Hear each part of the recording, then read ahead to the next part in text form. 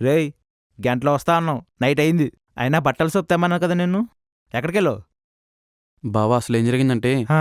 ఇటు కదా రాడు చూడు. హ్మ్?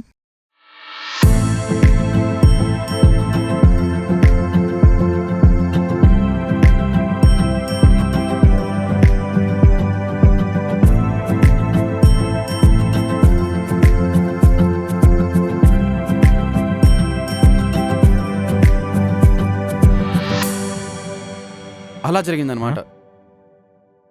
అరే, మొన్న రైడు, ఆ, నిన్న సిగరెట్లు, ఆ. ఈరోజు సిటీ మొత్తం టూరు.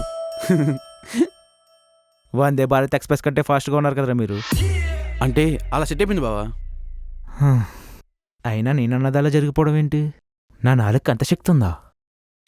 అవునరా, నీ నోటికి 100 నిమ్మకాయలు సిక్తుందిరా.